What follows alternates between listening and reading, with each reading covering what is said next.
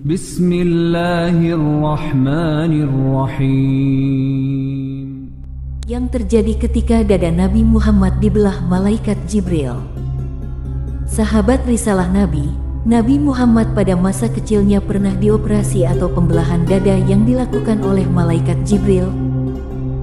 Kejadian itu adalah peristiwa agung pada saat Rasulullah berusia 5 tahun dan saat beliau masih dalam perawatan Halimatus Sa'diyah di perkampungan Bani Sa'ad.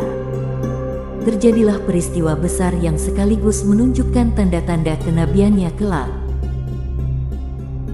Peristiwa tersebut dikenal dengan istilah pembelahan dada atau syakus sadar.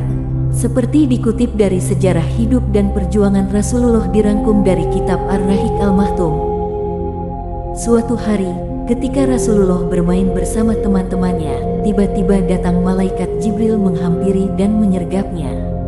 Lalu dia dibaringkan, kemudian dadanya dibelah, lalu hatinya diambil, selanjutnya dikeluarkan segumpal darah darinya, seraya berkata, "Inilah bagian setan yang ada padamu." Kemudian hati tersebut dicuci di bejana emas dengan air zam-zam, setelah itu dikembalikan ke tempat semula. Anehnya, dengan izin Allah Rasulullah kecil tidak merasakan sakit sama sekali. Sementara itu, teman-teman sepermainannya melaporkan kejadian tersebut kepada Halimah seraya berkata, Muhammad dibunuh." Maka mereka bergegas menghampiri tempat Rasulullah semula. Di sana mereka mendapatkan Rasulullah dalam keadaan pucat pasi. Setelah kejadian tersebut, Halimah sangat khawatir terhadap keselamatan Muhammad kecil. Akhirnya tak lama setelah itu, dia memutuskan untuk memulangkannya kepada ibunya di kota Makkah. Maka berangkatlah Halimah ke Makkah dan dengan berat hati dikembalikannya Rasulullah kepada ibunya. Adapun Rasulullah disusukan juga oleh Suwaibah, budak Abu Lahab. Kemudian, sebagaimana adat kebiasaan masyarakat perkotaan waktu itu, ibunya mencari wanita pedesaan untuk menyusui putranya. Maka terpilihlah seorang wanita yang bernama Halimah binti Abi Zuaib dari suku Sa'ad bin Bakar, yang kemudian lebih dikenal dengan panggilan Halimah As-Sa'diyah.